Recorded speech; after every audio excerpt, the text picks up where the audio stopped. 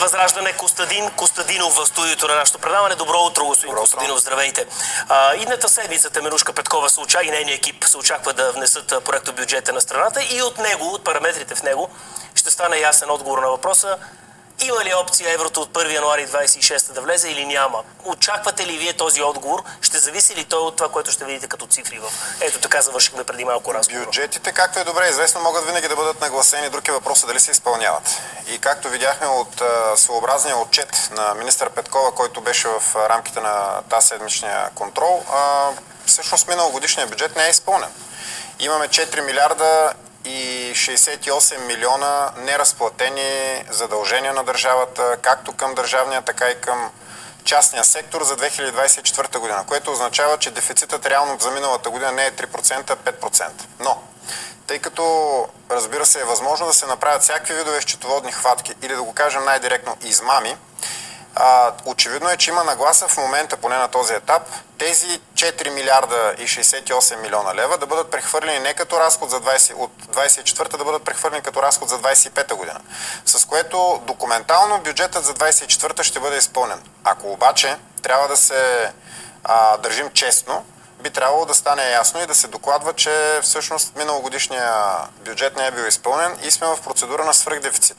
Защото дефицитът ни беше 3%, с тези 4 милиарда и 68 милиона лева стават точно 5%.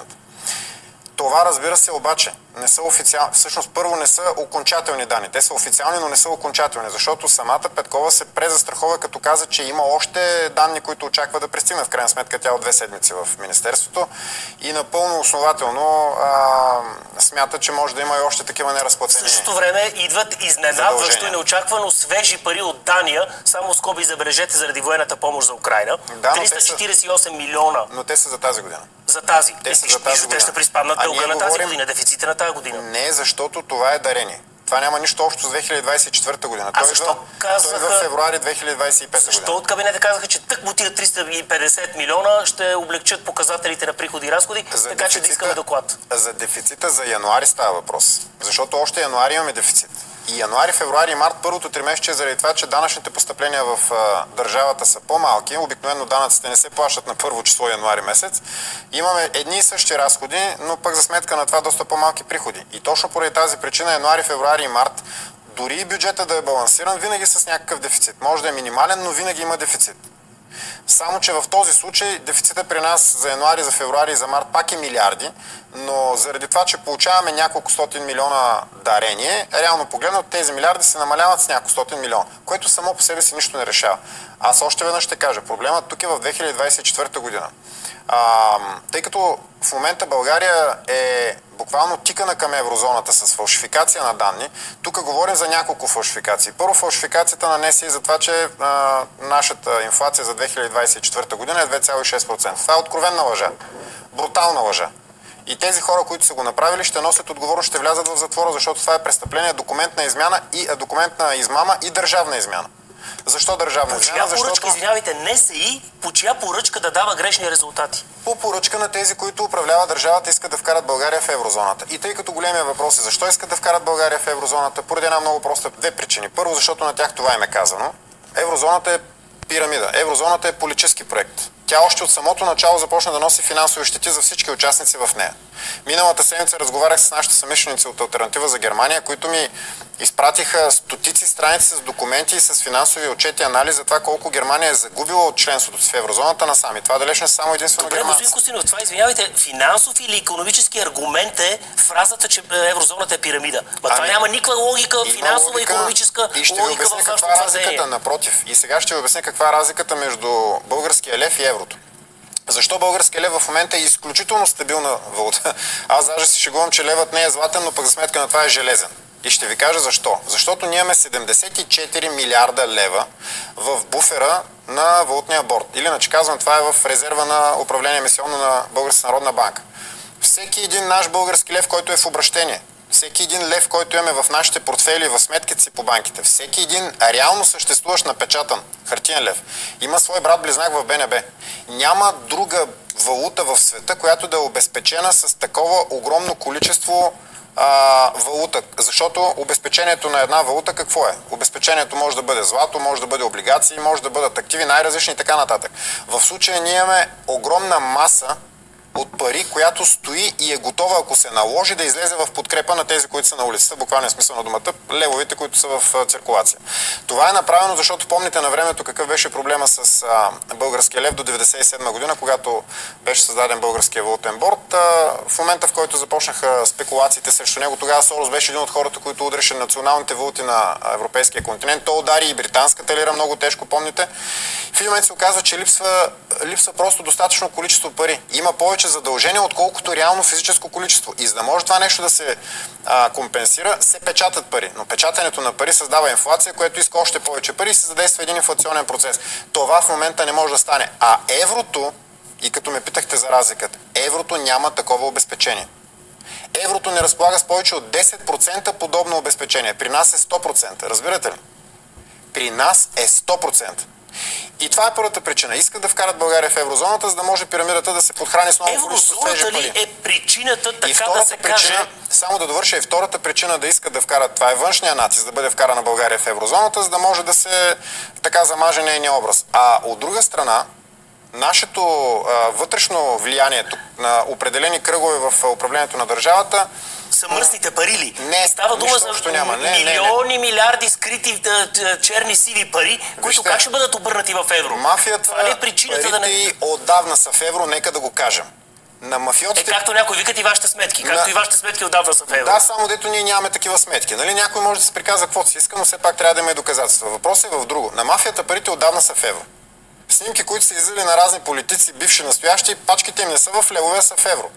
Проблемът е, че има много пенсионери, които имат спестявания под дюшеците и за съжаление, както виждаме, някои от тях ги хвърлят абсолютно безотговорно на престъпници през балконите. Тези пари как ще бъдат декларирани? Това е големия проблем. Ще пострадат обикновените хора, не мафиотите. Мафиотите отдавна са се оправили. Но причината, генералната, българската, да кажем, управляваща класа, една част от нея да иска да вкара България в еврозоната, е, че тези 74 милиарда, буферът на валутния борд, в момента в който влезем в еврозоната, валутния борд се разтурва и тези пари стават оперативни за харчене без решение на парламента. В един момент правителството, което и да е то, ще разполага с още един бюджет за харчене. Това ще е грандиозна кражба. Макар че има нещо друго. Вчера правихме една конференция в парламента за запазване на български лев. Включи се Стив Ханке. Точно така. Участваха десетки български организации, експерти, граждански, политически и се включи професор Стив Ханке, бащата на валутния борд. Между другото, благодарение на неговите идеи и съвети, той тогава беше съветник на президента Стоянов, нашият валутен борд е, мога да го кажа смело, защото вече е доказано, най-успешният валутен борд в историята на валутните бордове. Най-успешният. Няма по-успешен от него. И какъв съвет ви даде Ханке? Той каза две неща. Първо, лудост е да влизате в еврозоната. Лудост, защото в момента ние като държава с валутен борд, който е вързан към еврото, можем да ползваме всички позитиви от еврозоната, без нито един от нейните негативи, защото тя има някакви, все пак и позитиви. Но второто, което каза той, изключително съм възмутен от арогантното поведение на българските политици, които не допуснаха референдум за допитване с мотива, че хората са глупави и не разберат. Той каза, такова арогантно поведение аз не съм виждал никъде по света. Неговото участие вчера беше 40 минути в тази конференция. Днес ще го преведем, защото разговорът беше на английски, за да не го накъсваме. Днес ще го преведем на български и ще го разпространим, ще го пуснем включително и до вас в медиите, за да видите какво казва един от най-авторитетните световни икономисти и финансисти. Като казвате, че инфлацията не е 2,6%, колко е според вас? Откъде имате истински данни вие? Вижте, всеки един от нас... Или вие сте както пазарувате в магазина? Естествено, всеки един от нас пазарува, зарежда, примерно да кажем, колата си с бензин или с нафта. Всеки един от нас вижда цените. Цените са поскъпнали в пъти за последната една година. А от началото на годината просто не знам вече аз колко точно, защото първо скочи хляба с 20%, скочиха цените на горивата, макар и по-малко, но скочиха някъде от порядъка на 10 стотинки. Това всичко се калкулира. Подкрепяте ли бойкота на 13 февруари? Мобилните оператори, разбира се, че го подкрепяме. Разбира се, че го подкрепяме, но само този бойкот няма да реши проблема. Ние другата седмица ще внесем пакет от мерки в Народното събрание, с които ще искаме подкрепа за българските производители. Защото вижте какъв е проблема. Ние хубаво няма да купуваме. Обаче, нещо трябва да едем. Аз, примерно, да кажем, съм си изградил за себе си система, която е абсолютно желязна. По принцип избягвам да купувам в големите вериги. Ако ми се наложи, купувам от малки магазинчета, които знам, че са собственост на българи. Това първо. Второ, гледам да купувам само единствено българска стока от български производители обаче. И моят съвет към хората, които ни гледат сега в момента е: в интернет има страшно много най-различни видове такива фермерски пазари, асоциации. Има хора, които продават своята продукция директно, без посредници. Първо, знаеш, че е произведена от тях, и второ, е по-евтина от тази, която е по магазините, и трето, знаеш, че е чиста и истинска храна. Така че това е моят съвет: хората да се организират, защото все пак нещо трябва да се купува. Но да не купуват от големите вериги, да не купуват от чуждите вериги, защото те през последните години изнесоха милиарди от България под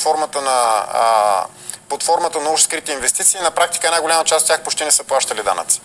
А сега, ако се боримте за таван на цените или по-скоро за надценките, за търговската надценка, това ще има ли облегчение тъкмо за големите вериги? Ами няма да има кой знае какво голямо облегчение, защото знаете ли какво правят те в момента? Те обикновено политиката им е такава, че те репресират и мачкат българските производители. Аз познавам такива хора, които съм ги питал въобще защо отиват там на пазара. Те казват: ами ако ние не се съгласим с техните цени, а те там им слагат минимални надценки. Наистина минимални надценки за производителя, но големи търговски за тях. Нека да го обясня. Ако примерно една лютеница струва 3 лева, те я продават за 5 лева, но от тези 5 лева, примерно да кажем, производителя получава 20 стотинки, 1,80 остават за търговеца, разбирате ли? И хората са недоволни от цената, обаче реално погледнато тя не е цена, която се определя от производителя. Затова моят съвет още веднъж е: намерете някакъв начин, хора, организирайте се и търсете всякакви производители български в интернет, защото има страшно много такива. Аз наистина почти не купувам от големите магазини. Господин Костадинов, смятате ли, че в името на въвеждането на еврото Асен Василев се превръща в нещо като троянски кон в ГЕРБ?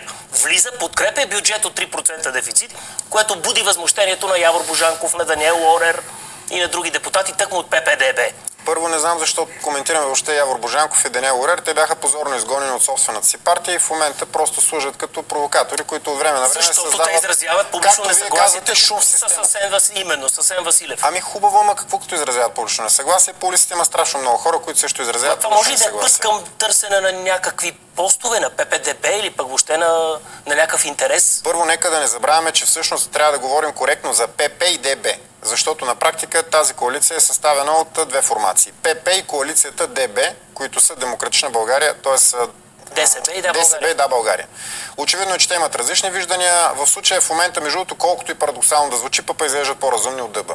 ДБ се държат като една фанатизирана ляво-радикална секта, която определено се държи като луд с картечница. Сега тук си дойдохме на думата. Какво, като видите Манол Пейков, какво ви става, господин? Значи, нищо не ми става. Не ви става. Не, няма какво да ви стане. В този парламент нещо абсолютно... Няма какво, вижте, няма какво да се случи. Пак сте в епицентъра на всички събития. Въобще абсолютна радикализация. Видите ли Манол Пейков, нещо ви става. Нищо.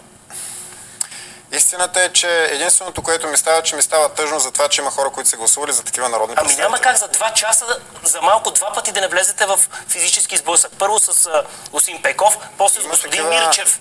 Има такива хора, чиято цел в парламента е да провокират. И знаете, че те всъщност друго нямат. Те отиват там, изказвания тези лица нямат, почти нямат законопроекти, нямат предложения, не участват в работата на комисиите. Те отиват в парламента, някои от тях понякога в нетрезво състояние, и единственото нещо, което правят, е просто да провокират. Крещят от задните редове, псуват, опитват се да налитат на бой.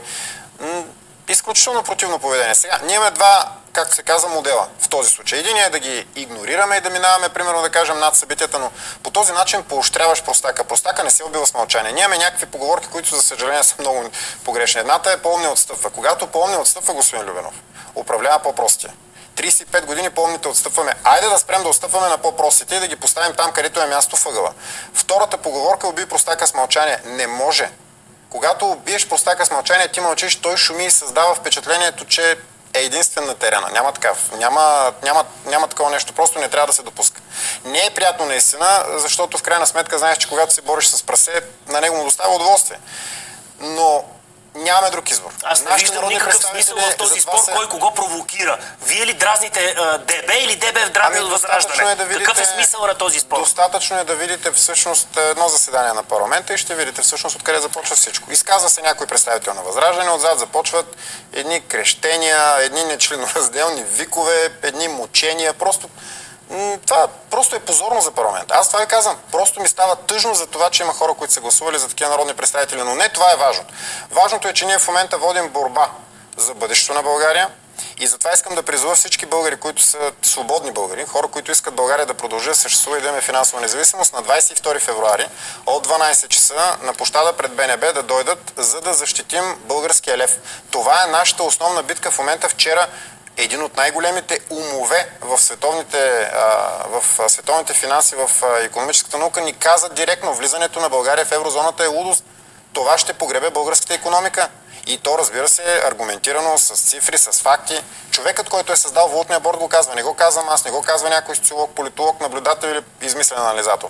Казва го един от най-големите умове в света. Има ли триумвират Борисов, Пеевски, Костадинов по отношение на НПО-то, финансирани с пари от Сорос? Има ли такъв триумвират? Няма, защото ако имаше тези... В една линия ли сте с Пеевски? Няма, защото ако беше така, те щяха да подкрепят закона за регистрация на чуждите агенти. Както вие не подкрепихте агенция Антисорос.